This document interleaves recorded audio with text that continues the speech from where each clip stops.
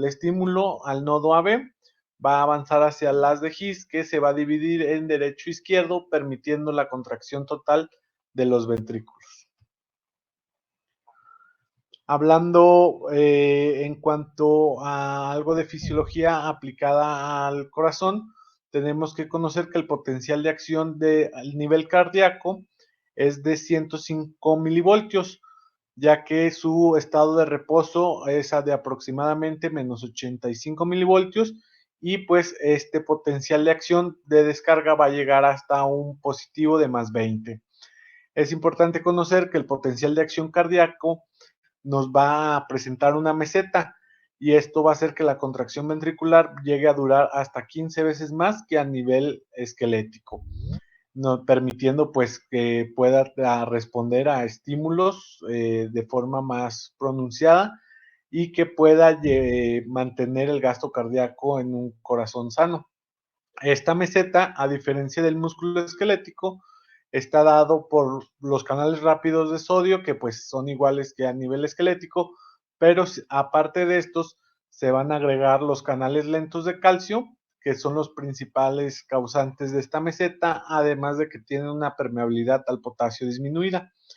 Y estos dos agregados, aparte de los canales rápidos de sodio, nos van a permitir mantener una meseta y permitir el mantenimiento del gasto cardíaco. Y bueno, es importante conocer que el potencial de acción cardíaco consta de 5 fases: la 0, la 1, la 2, la 3 y la 4. La fase 0 es la fase de despolarización. Esta se va a caracterizar por la apertura de los canales de sodio. La fase 1 es la de repolarización inicial. Aquí se van a cerrar estos canales de sodio y se van a abrir los canales de potasio, pero los canales rápidos. La fase 2 es la fase de meseta. Aquí los canales de calcio se van a abrir y los canales de potasio se van a cerrar. Como les comentaba, que esta meseta está permitida principalmente por estos canales de calcio. La fase 3 nos va a dar una fase de repolarización rápida. Aquí los canales de calcio ya se cierran y se empiezan a abrir los canales de potasio lentos. Y por último tenemos la cuarta fase, que es la de potencial de reposo.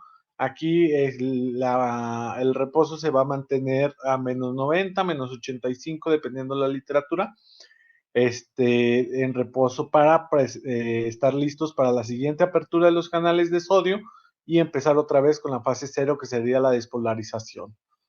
En esta imagen tenemos cómo se van presentando las diferentes fases, manteniendo este potencial de acción y comparándolo con los movimientos de los iones. Entonces, por ejemplo, aquí tenemos la fase 0. Esta fase 0 es la de la apertura de los canales de sodio, que va a coincidir con la entrada de los canales de sodio, manteniendo la despolarización. Posteriormente, estos canales de sodio se van a cerrar. En la fase 2 tenemos la fase meseta dada por los canales de calcio, y una vez que se cierran los canales de calcio, se cierran los canales de potasio rápidos, empiezan la apertura de los canales de potasio lentos, pero esto va a hacer que empiece a caer su potencial de acción. Y en la última fase, que es la fase 4, que es el potencial de membrana en reposo, listo para una nueva apertura de los canales de sodio cuando hay la entrada de sodio pues hacia la membrana.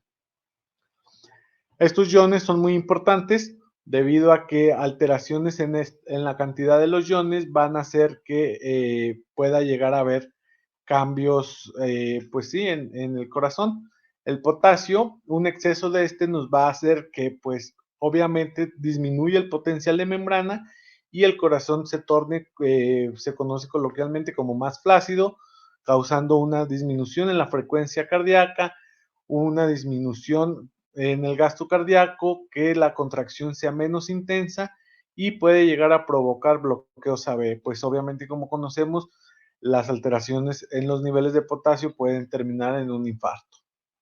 También el calcio, el exceso de pues va a aumentar, a diferencia del potasio, la contractibilidad y puede causar una contracción espástica, pues también terminando en un infarto y también en una falta de llenado en la diástole del corazón. Para poder hablar sobre las diferentes fases del ciclo cardíaco, pues bueno, puse esta imagen en la que tenemos, bueno, a su lado izquierdo las presiones que vamos a tener y el volumen de sistólico que se está teniendo a nivel cardíaco y pues cómo se va a ir presentando en el electrocardiograma. Entonces, para que inicie un ciclo cardíaco, lo primero que se nos va a presentar va a ser el cierre de la válvula B. Una vez que se cierra la válvula auriculoventricular, empieza a aumentar la presión por la contracción isovolumétrica. Una vez que se rompe la presión para causar la apertura de la válvula aórtica, empieza la fase de eyección. Esta fase de eyección va a causar, como podemos ver en la línea azul, que el volumen ventricular pues obviamente va a disminuir porque pues empieza a sacarlo del ventrículo. Una vez que se empieza la eyección, se da el gasto, empieza la relajación y por ende cae la presión por la relajación y al caer la presión pues va a hacer que la válvula se abra nuevamente para empezar con el llenado del ventrículo nuevamente. Como podemos ver aquí en la línea azul, empieza otra vez el llenado del volumen a nivel ventricular hasta que nuevamente se vuelven a cerrar las válvulas, vuelve a aumentar la presión, se vuelve a romper la presión de la válvula y nuevamente vuelve a darse la relajación y así es como va funcionando un ciclo cardíaco. Entonces, la línea roja está dada, mide la presión ventricular, la línea punteada negra nos va a medir su presión auricular y pues la línea vemos cómo va a ir cambiando los volúmenes ventriculares dependiendo la fase en la que nos encontremos. Y pues aquí podemos ver en un electrocardiograma cómo se van conjuntando este volumen junto con los cambios de presión, esto principalmente debido a los potenciales de acción cardíaco que nos va a permitir dar el electrocardiograma que pues ya conocemos. Ahí, Víctor, ¿dónde está tu despolarización y tu repolarización? Bueno, la despolarización la tenemos en el QRS y la repolarización sería nuestra onda T, ¿no? Y tu equivalencia, o bueno, ese es el fenómeno eléctrico. ¿A qué equivale en mecánica del ventrículo? A la contracción isovolumétrica. ¿Tu despolarización a qué equivale? ¿Qué es O lo sea, que pasa cuando... Bueno, el ciclo cardíaco siempre lo tomamos como el ciclo que tienen los ventrículos. Esa es nuestra base, ¿no? No lo que pasa en las aurículas, sino lo que pasa en nuestro ventrículo, propiamente el ventrículo izquierdo. Entonces, en tu QRS corresponde a una despolarización que marca el inicio de qué? de la contracción ventricular. Para producir una eyección, ¿no? Y después la repolarización, ¿en qué momento sucede? En tu potencial de acción que tienes ahí dibujado en amarillo. ¿A qué corresponde tu repolarización? ¿A qué segmento del potencial de acción?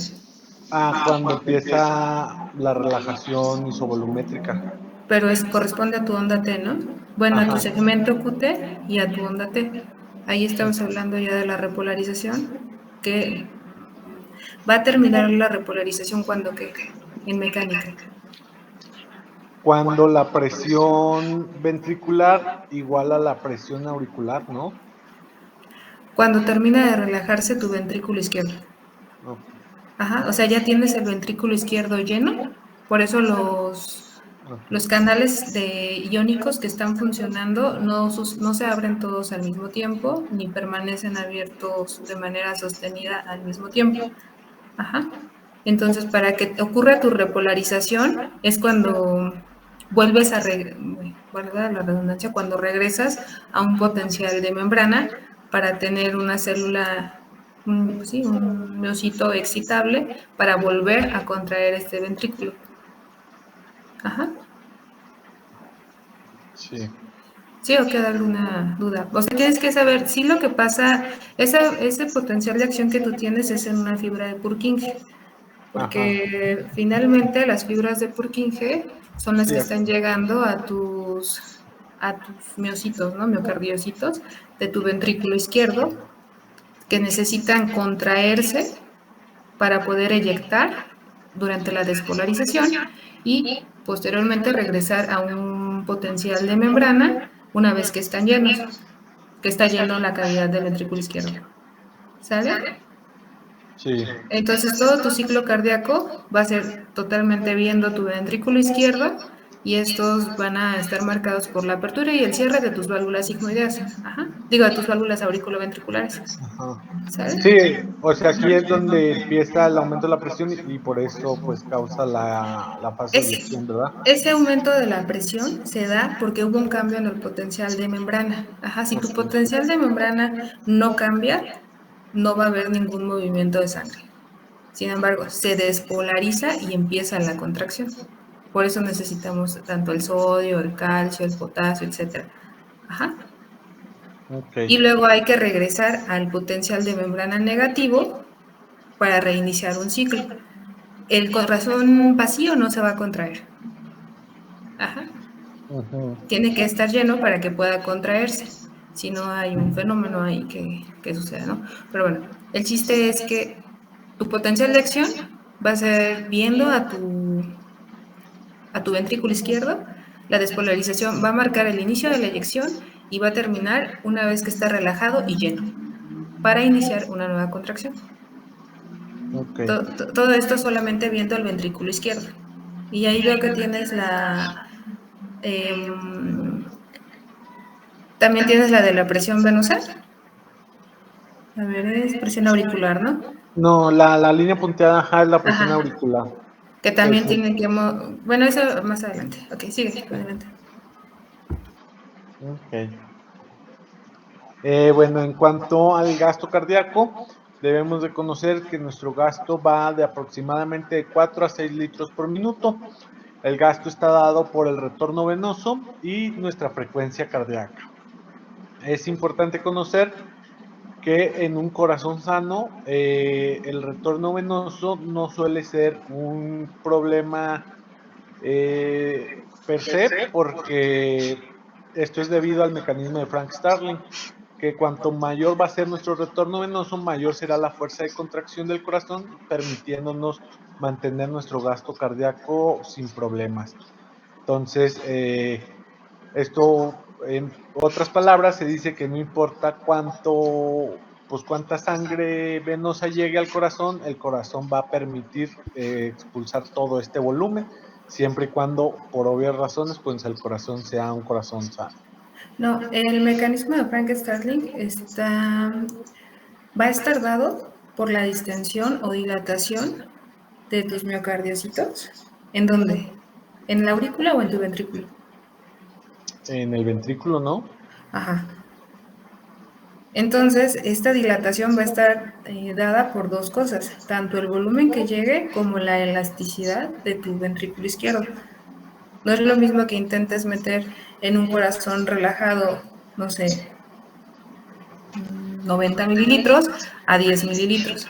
Ajá, necesitas un corazón que sea complaciente, un ventrículo que sea complaciente, que acepte volumen y que una vez que está, o sea, tu fuerza de contracción va a estar dada por la distensión que tenga tu cámara ventricular.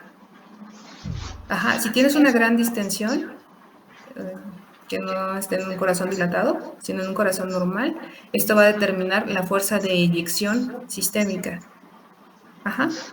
De eso habla el mecanismo de Frank Starling, que la dilatación de esta cavidad va a determinar la fuerza de eyección. O sea, depende totalmente de la distensibilidad de tu cámara del ventrículo izquierdo, que es el que maneja presiones sistémicas. Sí, si hay alguna duda en cómo me explico, me pueden hacer cualquier pregunta, ¿sale? Sí. Ok, adelante.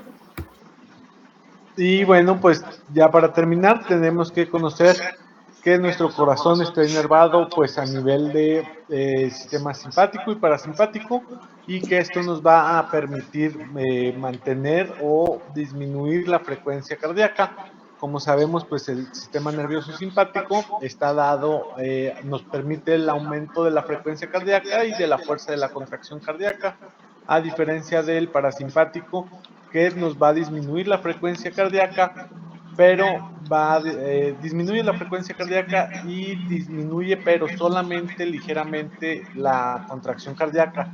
Esto es importante porque aun y cuando el sistema nervioso parasimpático esté dominando, la contracción cardíaca sí va a disminuir, pero no de forma notoria, a diferencia de que el sistema nervioso simpático, que sí aumenta considerablemente la fuerza cardíaca. Y pues es importante saber que nuestros nódulos están inervados por el nervio vago. Y sería todo.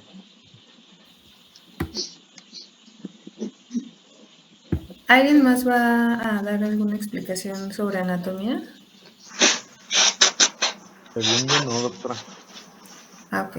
Bueno, tu presentación creo que está bien, solo que está básica para si van a ir a rotar pues a una UMAE, hay que profundizar un poquito más sobre tanto anatomía como circulación coronaria y bueno, temas que vamos a ver más adelante, que son receptores y los fármacos que actúan sobre estos receptores. Propiamente hablando de tu anatomía, si quieres poner la diapositiva número 3, me parece que es. Ok, ahí en tu atrio izquierdo se llaman accidentes anatómicos, pero bueno, hay diferentes accidentes anatómicos que vamos a encontrar. No sé si los revisaste más a profundidad. No lo revisé a profundidad, doctora. Por ejemplo, en el atrio derecho, ¿qué accidentes anatómicos podemos encontrar? Bueno, ahí tenemos la fosa oval, ¿Es en principalmente. dónde se encuentra? Es la comunicación, es bueno, más bien a nivel de la aurícula derecha, a comunicación con la aurícula izquierda. O sea, en el septum interauricular. Ajá. Ok. ¿Qué hace? ¿Por qué tenemos una fosa oval? Bueno, se mencionaba que tiene como finalidad permitir la circulación fetal. Ok. Entonces, hablando de circulación fetal, hay otros dos accidentes anatómicos importantes aquí en tu atrio izquierdo. ¿Puedes decirme dónde se encuentra, por ejemplo, la válvula de Biesons? Ah, no lo leí, doctora. Me parece que Cintia Morales quiere activar su micrófono. O bueno, no sé por qué me apareció. Ok, dime. Pues de las aurículas, yo, de la derecha, vamos a tener diferentes paredes. Va a estar la pared externa, la pared posterior, la pared anterior, la pared interna, la pared inferior y la pared superior. Ajá, o sea, es como un cubo, ¿no? Exacto, eso es lo que decía el libro, de que lo vamos a ver como un cubo. En lo que es la pared interna, también llamada pared oval, Ajá. vamos a tener estas incidencias que van a ser el tabique interauricular, Okay. la fosa oval, que va a ser bueno, es como una huella, mencionaba, del agujero oval, que habíamos tenido pues antes del nacimiento, y el limbo de la fosa oval, que va a ser un anillo que va a recubrir lo que es la fosa oval, que se va a llamar anillo de Biesens, ajá. Ok, ¿qué más? Ok, de la pared externa mencionaba, bueno, la pared externa es más o menos la parte, pues, externa, lo que sería externa al cuerpo. Nada más vamos a tener lo que son los músculos pectíneos, que esto nos va que nos va a ayudar a la contracción de la aurícula. En estas... Los músculos pectíneos los tenemos en la orejuela derecha. Así. Ok, adelante. Y la pared posterior, en esta va a ser importante porque va a tener la cresta terminal. ¿Qué es eso? Que va a ser la parte donde se va a encontrar en la parte terminal el nodo sinusal, que es el o sinoauricular o nodo de Keyflag. Te voy a interrumpir un poquito. Sí. En la desembocadura de tu vena cava superior tenemos una formación de célula de miocitos especializados que son tu nodo sinoauricular. Pero es en donde desemboca tu vena cava superior, y tu cresta terminalis o terminal, tu cresta terminal, si te fijas, tus venas cavas, digamos que forman una porción, se llama sinusoidal, de sinusoide. Ajá, y eso no es la misma estructura, o sea, esta es una estructura medio tubular. Entonces, en donde se une tu vena cava superior e inferior con el resto de tu aurícula, se forma un accidente anatómico que se llama cresta terminal. O sea, propiamente esta cresta terminal va a delimitar la porción venosa, digamos, de tus venas cavas, en la unión con la especialización del atrio derecho, de las células del atrio derecho. Ajá. Entonces es como un tope, básicamente. Es un tope que separa las venas cavas con el resto de tu aurícula. Esa es tu cresta terminal. Entonces ya llevamos ahí fosa oval, nodo sinusal, cresta terminal. ¿Qué más? En la pared inferior, vamos a tener lo que son orificios de la vena cava inferior. Ajá, ahí, ¿qué pasa? Ajá, y esta la va a recubrir un repliegue que en algunos lados vi que le ponían válvula de Ajá, es una válvula de Eustaquio. Ajá. ¿Esa para qué sirve? Bueno, en lo que leí, dice que nada más es un repliegue de la vena cava inferior, que es como la válvula de la vena cava, pero realmente no es una válvula. No, sí es un remanente, pero la sangre fetal se tiene que dirigir hacia esta fosa oval o hacia esta comunicación interauricular. Entonces, para dirigirlo, la sangre que viene de tu vena cava superior va a utilizar algo que se llama tubérculo es tubérculo lower, es tubérculo de lower. El tubérculo de lower, digamos que va a encaminar la sangre hacia el foramen oval, y de la parte inferior de tu vena cava inferior, lo va a dirigir esta válvula de Eustaquio hacia esta comunicación interauricular. Ah, ok. Ajá, entonces son como canales, porque es un sinusoide. Ajá. Ah, ok, entonces es como, porque hay una parte del seno venoso de las cavas, que es el espacio entre las desembocaduras, y luego está el tubérculo de lower, que es el intervenoso, ¿no? Ajá, y ahí, ajá, dime. Y también vamos a tener en la pared inferior el orificio de la desembocadura del seno coronario. Ajá, eso es muy importante. Cuando estén en los estudios sobre todo, bueno, a través del seno venoso hacen toda la estimulación en electrofisiología. Entonces, cuando vayan y por ahí mismo colocan los marcapasos que son permanentes. Entonces, esta ubicación del seno venoso sí va a ser importante que la reconozcan para que cuando vayan a rotar y entren al laboratorio de electrofisio o vayan a colocar algún marcapasos, necesitamos saber dónde está ubicado este seno venoso. ¿Sale? Que es en la pared inferior. En la pared inferior. Ajá. ¿Qué más? Y va a tener igual un repliegue que se va a llamar la válvula de Tebecio. De Tebecio. Ajá. Y en la pared superior se va a encontrar lo que es el orificio de la vena cava superior, que esta va a ser menor que de la cava inferior. Sí, en tamaño. En tamaño, ajá. Y vamos a tener la entrada de la orejuela derecha. Y por último, la pared anterior, que esta va a tener el orificio tricuspidio con la válvula tricúspide. Y de eso de la aurícula derecha. Ok. ¿Quieres seguir con el ventrículo derecho o hay alguien más que quisiera participar?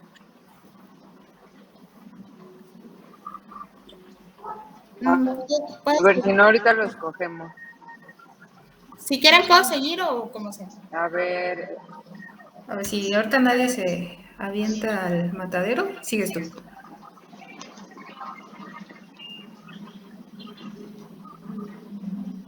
¿No? Bueno, seguimos.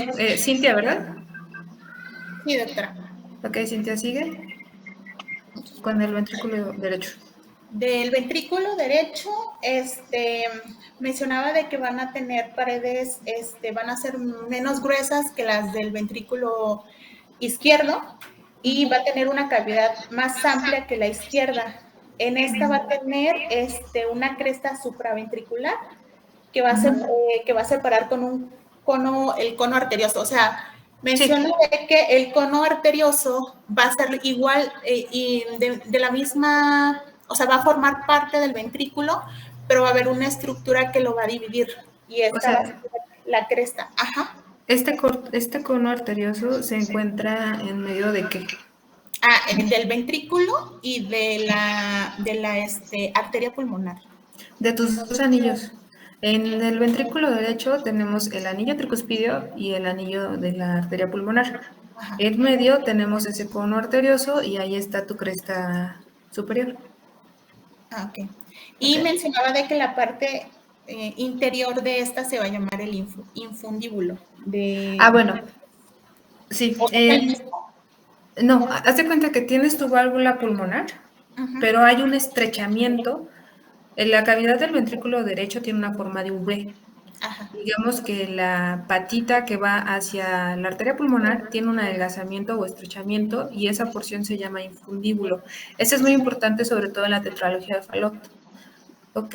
Porque aquí, parte de la tetralogía de Fallot lo van a revisar qué es lo que le pasa a esta zona infundibular y también es importante para cuando hacen estudios de hemodinamia pero de congénitos, porque precisamente si lo llegan a estimular, si están midiendo las presiones y llegan a picarlo literalmente, podemos tener una crisis que es muy frecuente en los pacientes con tetralogía de Fallot, que se llama espasmo infundibular. ¿Ok? Entonces esa zona es un adelgazamiento previo a tu válvula pulmonar. Entonces ya tenemos las dos válvulas, la cresta superior, el infundíbulo, ¿y qué más? Va a tener lo que es el tronco pulmonar, que es la parte de la conexión entre la arteria pulmonar y el ventrículo, y el tabique interventricular, y las trabéculas carnosas. Ok. ¿Esas cuántos tipos hay de trabéculas? Son de las trabéculas, estas van a ser los músculos, de los músculos papilares van a haber 3 tipos: anterior, posterior y septal o medial. Bueno, pero los músculos papilares salen del primer orden de tus trabéculas. Tenemos trabéculas de primero, segundo y tercer orden. Dentro de las de primer orden, que son las que van hacia la válvula tricuspidia, formamos estos músculos. Ajá. Pero tenemos además trabéculas de segundo y tercer orden. ¿Las tienes identificadas ahorita cuáles son importantes? Son las que son de unión y las que se van directamente intramurales. Ajá, intramurales. Bueno, las que son de unión, las que se van directamente hacia la válvula, que no me acuerdo bien ahorita. Sí, tricuspidia, que te forman tus músculos, ajá. Y que se unen a las fibras, no, para jalar lo que es las válvulas, ¿no? Sí, esas son, aquí hay un poco de confusión. Tenemos trabéculas de 3 tipos, primero, segundo y tercer orden. Dependiendo del lugar hacia donde se anclan, todas están en el ventrículo derecho hacia algún lado. Ajá. Las de primer orden se van a anclar hacia los velos de la válvula tricuspidia. Esto nos va a permitir, este anclaje nos permite que cuando el ventrículo derecho se está contrayendo y tu válvula está cerrada, no vaya a prolapsar tu válvula. Esas son las... Ajá. Sí, literal es un anclaje. Y bueno, las de segundo orden y tercer orden van a diferentes sitios, no van a la válvula tricuspidea. Las de tercer orden son intramurales y hay una en específico que es de segundo orden que nos interesa mucho, no sé si lo ubicas, que da un músculo o un fascículo, ¿no? Bueno, eso tal vez ya no es tan importante, pero bueno, ¿qué más tenemos en lo que es el ventrículo derecho? Y en el ventrículo derecho, pues vamos a tener lo que es las valvas. Bueno, las valvas pulmonares van a ser 2 anteriores y una posterior. Exacto.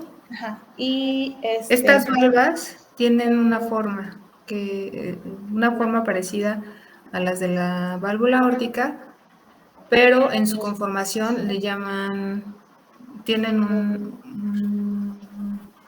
¿Un nombre especial? Forman... Bueno, ¿qué me puedes decir de esta válvula? De las válvulas pulmonares son muy parecidas a las válvulas de la arteria aórtica. De hecho, estas dos las vamos a conocer como válvulas sigmoideas o semilunares. Van a carecer de músculo papilar y de cuerdas cavernosas. Van a tener nada más lo que es un borde adherente y un borde libre, que es que también se llama lúnula. Y van a tener lo que es un seno de Valsalva. Y este va a ser muy importante, sobre todo en la aorta, ya que pues ahí va a contener sangre. Lo que yo entendí es que son como conitos, como circulitos, y que adentro van a tener como que, son 3 conitos que se van a abrir y se van a cerrar. O sea, cuando están los 3, pero adentro van a poder contener sangre, y esos se van a hacer eyectados después en la aorta, lo que sería la que va a irrigar el corazón. Te voy a interrumpir ahí. Ajá. Sí, la estructura sí se parece a la válvula aórtica, sí son semilunares. La forma que tienen es de nido de golondrina, y en el centro, como un nido de pájaro normal, en el centro tienen un nódulo, que en la válvula aórtica se llama nódulo de Arancio, y en la válvula pulmonar son nódulos de Morgagni. Ajá. Los únicos que tienen senos, o sea, la única válvula que va a tener 2 senos es la aórtica. La pulmonar no tiene estos senos. Ajá. Los senos son dilataciones, y esas dilataciones que sí tiene la válvula aórtica, que ahorita vamos a hablar de ella, es para dar origen a tus 2 coronarios. Por eso los 2 son anteriores, uno izquierdo, uno derecho, y es para que se formen las coronarias, ¿sale? Okay. Entonces nada más es en la aórtica, entonces el seno de Valsalva. Sí. Pues no sé, ¿hay alguien más que quiera agregar algo?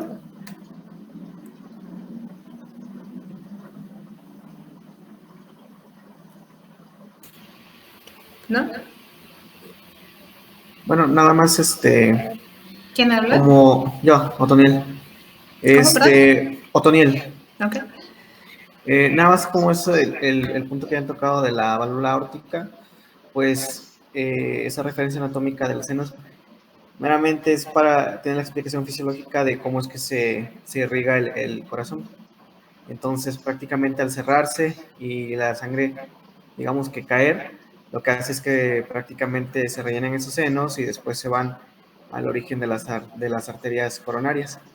Digamos que es por eso cuando el corazón ya está relajado, es cuando esa columna de sangre cae, entran a los senos y posteriormente a las arterias coronarias, y es cuando se irriga el corazón prácticamente en la fase de diástole. Digamos que esa es la relación entre lo anatómico y lo fisiológico o la importancia de esa válvula y de esa característica.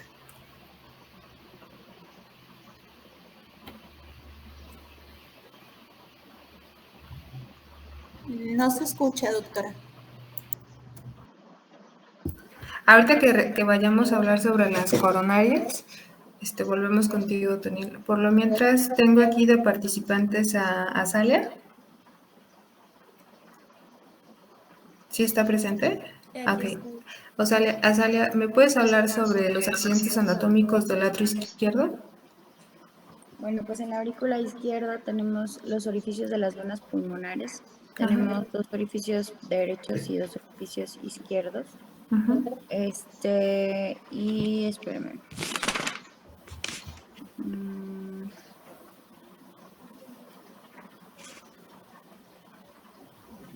Pues más bien, o sea, le puedo más bien decir del ventrículo izquierdo, porque es que hice un pequeño apunte y la verdad solo anoté eso de la aurícula. Bueno, para cerrar esto del atrio izquierdo, sí no son tantos, pero sí es importante que conozcan las formas que podemos tener de la aurícula izquierda. ¿Ok?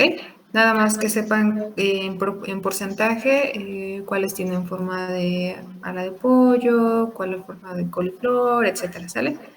Entonces ahí anótenlo de conocer las formas de la orejuela izquierda. ¿Sale? Ahora háblame del ventrículo izquierdo. Ujú. El ventrículo izquierdo pues tiene paredes más gruesas que el ventrículo derecho. Tiene un orificio de la aorta con su respectiva válvula aórtica, el músculo papilar lateral, un músculo papilar medial, y pues igual nada más tengo eso del ventrículo izquierdo.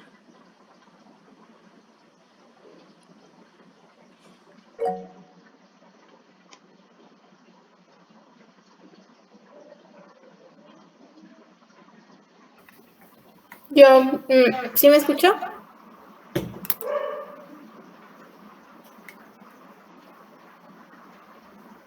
Hola. Sí, sí te escuchas. Ok, es que no sabía. Bueno, del ventrículo izquierdo, no sé, ahorita que Azalea Sí, dijo sí te de los escuchas. músculos papilares, según yo no es lateral, sino anterior y posterior, que ahí viene lo de las trabéculas carnosas.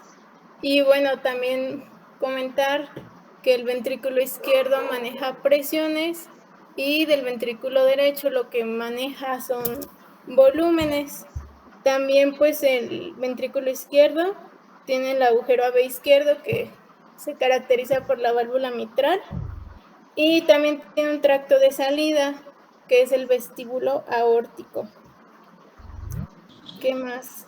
Pues de la válvula aórtica, pues prácticamente ya lo dijo todo Cintia, lo de las válvulas semilunares, que es lo que nos va a dar lo de las coronarias, una derecha y una izquierda, y el nódulo de Arancio. Eso es pues lo que puedo comentar.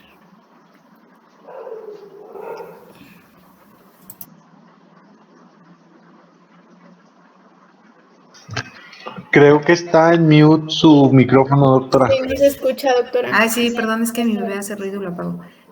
No sé si, Otoniel, nos puedas hablar sobre las arterias coronarias, por dónde pasan, cómo se van dividiendo. Sí, bueno, como para empezar, pues de gran clasificación, es que las arterias coronarias se van a originar de la aorta ascendente. Vamos a tener una coronaria No, derecha. no. Se originan a nivel de la válvula. Ajá. Bueno, es que en algunas bibliografías, de hecho, sí lo comentan como que en el inicio de la aorta, pero eso es nivel. Hay un tema específico de aorta, ¿verdad? No lo vi en el temario. Ah, ok. Entonces, ¿me vas a decir cuáles son las partes de la...? Porque no se originan de la aorta ascendente. Pero si quieres decirme lo que tú investigaste sobre la anatomía de la aorta, adelante. Y que incluya las coronarias. Bueno, es que de las coronarias, pues vamos a tener una derecha y una izquierda. Realmente, como su nombre lo dice, cada una irriga una parte del corazón. Sin embargo, aunque sea la derecha, también irriga parte de la porción de la izquierda. Pero ya sería una pequeña porción.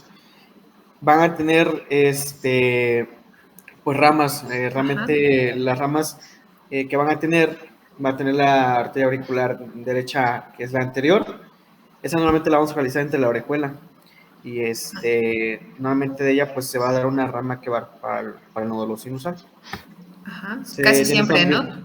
Sí, de hecho, en un más o menos como un 60% de los casos. Ajá. O sea, es más que...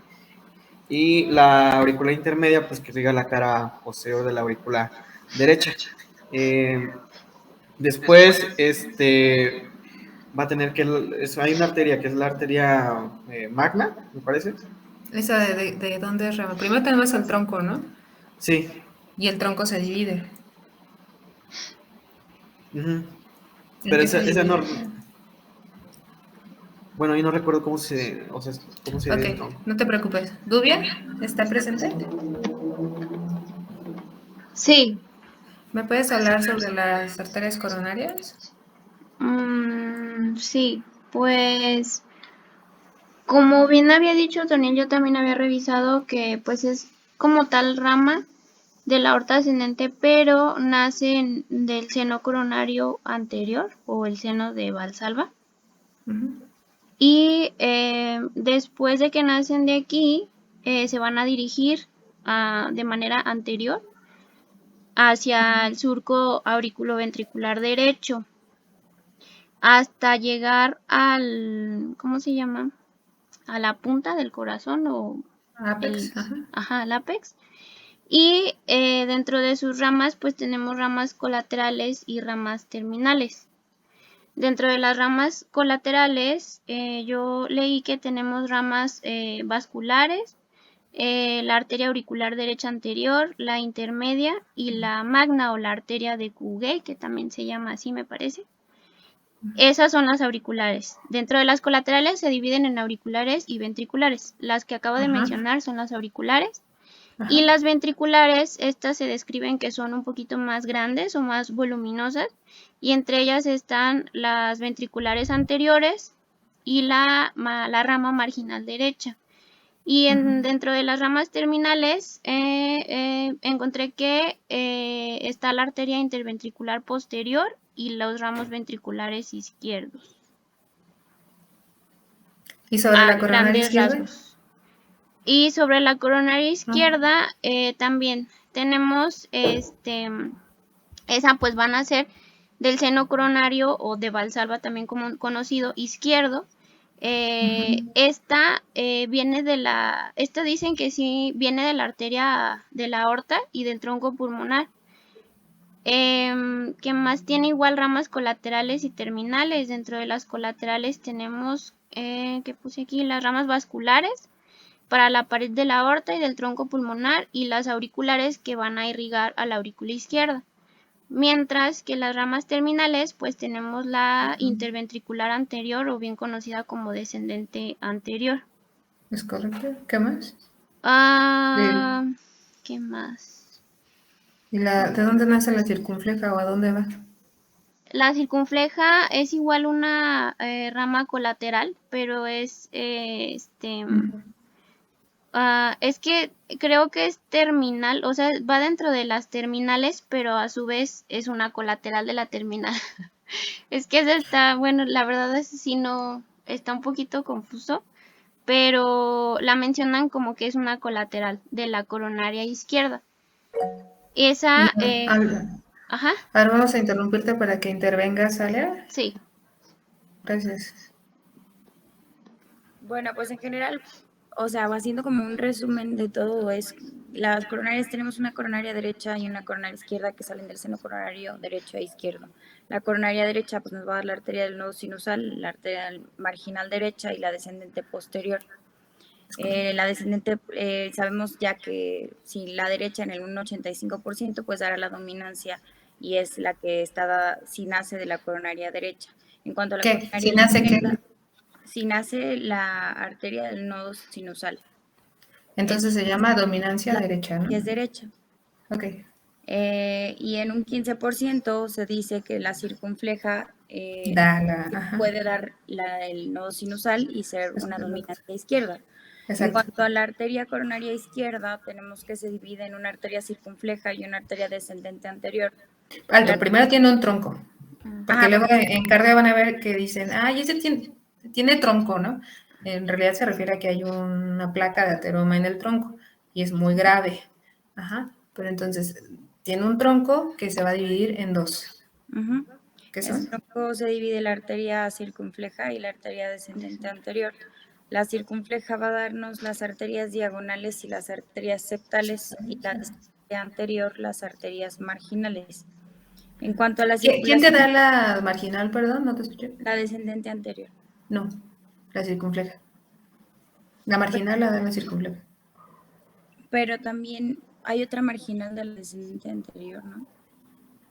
No, de la descendente anterior vas a tener diagonales y vas a tener septales y otras ramas que van al lado izquierdo, a la aurícula. Pero de tu circunfleja vas a tener... pero no son también las pequeñitas, no son arterias marginales, ¿no? O sea, no ¿las septales? Ajá. No, son septales y diagonales. Ok. Y en cuanto a la circulación, pues en general, de manera muy grande, la arteria coronaria derecha nos va a dar la irrigación de la cara inferior del corazón que podremos ver en el electro en D2, D3 y ABF. La descendente anterior nos hará la irrigación de la cara anteroseptal del corazón. Vemos en la de B1 a B4 esta arteria. La circunfleja pues nos dará la cara lateral alta del corazón, que podemos ver en D1 y ABL, mientras que la circunfleja y la coronaria derecha pues la cara lateral baja, y podemos verlas en B5 y B6, y pues no más. Y respecto a la circulación venosa, Pues drena a la aurícula derecha por el seno venoso, que recibe la sangre de la vena cardíaca mayor izquierda y la vena de la izquierda, que es la de Marshall. ok. Tenía yo otras preguntas que anoté aquí de la exposición de Víctor, que es, él mencionaba gasto cardíaco. Para saber qué es el gasto cardíaco, tenemos que saber lo que es el volumen latido. ¿Sabes qué es el volumen latido? ¿Ah, sabes? Sí. Espérame, denme un segundo. ¿O alguien que quisiera intervenir sobre el volumen latido y el gasto cardíaco? Si quieres... bueno. Si quieres, Víctor, que intervenga. Bueno, sí, ya. Bueno, según yo, es la cantidad de sangre que sale eyectada con cada latido. ¿Ya cuánto corresponde? Va de 120, creo. ¿Y el mínimo? Ay, no me sé el mínimo. ¿Alguien que sepa los valores del volumen latido normal? Pues es que, bueno, hay que hablar como de varios volúmenes y gastos y operaciones, divisiones que se hacen para saber eso que nos pregunta. Por el método de Fick, utilizando el método de Fick, podemos hablar del gasto cardíaco, que se obtiene de la división del consumo de oxígeno entre la diferencia arteriovenosa de oxígeno, para lo cual pues necesitaremos dos gasometrías y ya utilizaremos las fórmulas que pues supongo que todos se saben. Y el consumo de oxígeno va a depender de la edad y el peso del paciente, y va a resultar de la multiplicación de la superficie corporal por 100. Y entonces, teniendo todos estos dos números ya, podemos sacar el índice cardíaco, por ejemplo, que será la relación. El índice es ya cuando lo indexas a una superficie corporal. Ajá, que sería el gasto cardíaco entre la superficie corporal. Y lo normal es que sea de 2.5 a 4 litros por minuto por metro cuadrado, el índice cardíaco. Ese índice, primero que nada, sale de un gasto cardíaco. El gasto cardíaco depende de un volumen latido y de otra variable. Frecuencia cardíaca. Entonces, tu volumen latido, el gasto cardíaco de manera general es de... ¿de cuánto? 5 litros por minuto. ¿Perdón, de cuánto? 4.5 a 5.5 litros por minuto. En un minuto. ¿Y la frecuencia cardíaca normal de cuánto es? Bueno, por base podemos multiplicar por 70. ¿Pero cuál es la frecuencia cardíaca normal? De 60 a 100. A 90, ¿no? 90. Bueno, 90.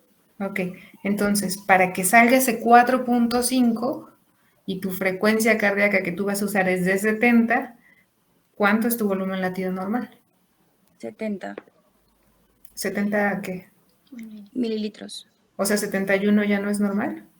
No, sí, lo que pasa es que el volumen latido sale de la resta del... Sí, pero ¿cuánto es el volumen latido normal? Hay un rango de volumen latido normal. Si yo tengo 30 volumen latido, ¿es poquito? ¿Es mucho? Poquito. ¿Por qué? Si tengo 150, ¿es mucho? ¿O es poquito? ¿Alguien conoce el volumen latido normal? No recuerdo, creo que es 70-100, pero no estoy segura. Ok, entonces Dubia Rangel. Sí, me parece que es de 50 a 150 mililitros. ¿De qué bibliografía lo sacaste? De un artículo, pero se supone que es, como decía, sale a la resta del volumen. Es la resta de dos volúmenes, déjame ver, ¿cómo era? Del volumen diastólico final y del menos el volumen sistólico final. En la bibliografía menciona un promedio de 70 mililitros. Sí, el promedio sí es ese, pero hay Ajá. un rango. Ajá, bueno, yo había leído ese, de 50 a 150, doctora, no sé. Bueno, antes de que vayan a rotar, yo les sugiero que conozcan estos valores porque los utilizamos para determinar el gasto cardíaco, aunque actualmente ya en cardio del siglo XXI, que me parece que es a donde van a rotar, ya se hace mediante eco transesofágico. Sí, lo puedes hacer con las fórmulas de PIC para calcularlo, aunque ya se vio que no hay mucha correlación, ni menos en pacientes con derivación cardiopulmonar, ¿no? Pero bueno, sí tienen que conocer lo que es un volumen latido, lo que es gasto cardíaco y cuáles son los valores indexados normales, aunque hagan una tabla y lo traigan, no sé, una nota en su celular y lo estén revisando, sí lo tienen que conocer, ¿ok? Para que lo disfruten un poquito más. Había notado también conocer bien lo que es el ciclo cardíaco, que ya más o menos estuvieron hablando, Víctor, y la anatomía de las coronarias, sobre todo vistas en hemodinamia, ¿ok? Uno de los artículos, me parece que les envié, no se los envié, pero se los puedo enviar, es sobre el laboratorio de hemodinamia, cómo son las proyecciones y cómo se observan cómo aprender a identificar qué es lo que están viendo, cuál es la coronaria derecha, cuál es la coronaria izquierda y bueno, para que sea más aprovechable e identificar bien todos estos accidentes anatómicos de las 4 cavidades que vimos. Ajá. Casi no meten enfermedades congénitas, pero bueno, con que conozcan e identifiquen bien qué es lo normal, les va a ayudar a identificar si algo es pues anormal. Y creo que era todo lo que les iba a comentar. No sé si alguien más tiene alguna duda o quisiera hacer alguna otra aportación. ¿Alguien que no haya hablado? No sé quién faltó de comentar. ¿Faltó alguien de hacer algún comentario? Creo que sí faltó alguien, pero ya se salieron. Ok. Bueno, entonces para la próxima semana, ¿qué es lo que vamos a revisar?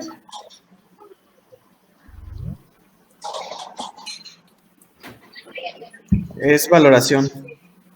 Ah, ok. ¿Es para cirugía cardíaca y no cardíaca o qué es lo que tienen preparado? Está especificada como cirugía cardíaca. Ok, bueno, quiero que también agreguen solamente las escalas de cirugía, paciente para cirugía no cardíaca. Ok, lo que es Lee, Gottman, lo del riesgo revisado, indexado, de riesgo cardiovascular. ¿Y cuál otro? Pero, ¿sería para el jueves o la siguiente semana? ¿Qué quieren revisar el jueves? Si no fuera para este jueves, ¿qué revisaríamos el jueves? Pues es que de hecho en el temario aparece como segundo tema lo de valoración. Ah, ok. Sí, Pero, pues no sé. sería para... Ajá. Ah, no, está calendarizado para el jueves, esta de la valoración del riesgo cardiovascular. Ah, ok. Pero si... No, sí está bien. Solamente son 3 tablas las que hay que agregar. Entonces, no creo que haya inconveniente. ¿Cómo ven? Sí, está bien, doctora. ¿Sale? Yo Bueno, tengo una duda del tercer tema, doctora. ¿Perdón? Yo tengo una duda del tercer tema. Ay, El tercer tema nos los mandaron como... ¿Me puedes decir consideraciones? Ajá. Ajá. Tiene como consideraciones en valvulopatías. Tiene insuficiencia cardíaca, en estenosis aórtica, estenosis mitral e insuficiencia mitral. Mi duda es, ¿se refiere a las consideraciones de la valoración preanestésica, haciendo énfasis en eso, o más que nada las consideraciones anestésicas específicas en esas valvulopatías? Ah, Samantha, tú nos faltabas. Es la fisiopatología de estas 4 entidades, 5 con insuficiencia cardíaca y también las consideraciones anestésicas, porque nuestro punto de vista pues es de anestesiólogo. Entonces, fisiopatología Y Samantha, ¿tú lo vas a exponer? Sí. Ah, ok, perfecto. Necesitamos que participes un poco más y no sé si a alguien me falta porque no alcanzo a ver. Alguien que está como LH para que participen también. ¿Sale? Sí, está bien, doctora. Gracias. Entonces nos vemos el jueves. Ok, gracias, doctora. Gracias. Muchas gracias, Bye. Jess. Gracias, buen día. Chao. Bye. Bye, Víctor.